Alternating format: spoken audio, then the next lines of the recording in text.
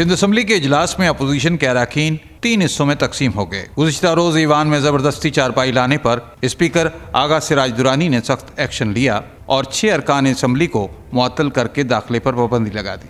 इस तमाम सूरत हाल से PTI की वफाक में इत्तेहादी green democratic alliance GDA assembly की कार्रवाई में शरीक हुई। तहरीक इंसाफ के अरकान ने ईवान से बाहर एहतजाज जारी रखा।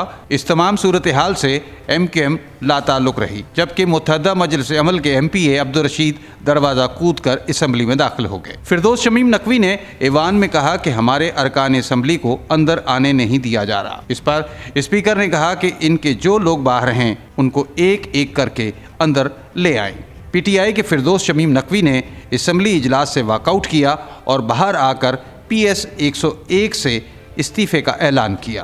तो आज मैं सिंध हुकूमत के रवैयों पे, उनकी चोरी के खिलाफ, आसिफ जरदारी मुल्क की सबसे बड़ी बीमारी की डकैती के खिलाफ मैं एहतजाजन अपना इस्तीफा पेश करके आया हूँ फ्लोर ऑफ द हाउस पे, और इंशाअल्लाह कल सुबह तक इन राइटिंग जो है वो मैं स्पीकर ऑफ द असेंबली को भी दे दूंगा। फिरदौस शमीम नकवी जब बाहर जाने लगे तो मुकेश कुमार चावला ने कहा कि आप जाते हुए इस्तीफा तो देते जाएं। तहरीक इंसाफ के अरकान ने अपोजिशन लीडर के हमरा धरना दिया और खूब नारेबाजी की।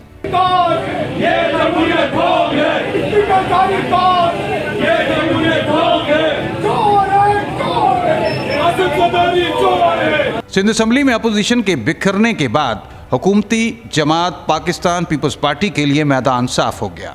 अब तनकीद कम और तारीफ ज्यादा सुनी जाएगी। रफीक आज़ाद, न्यूज़ पाकिस्तान.tv, कराची।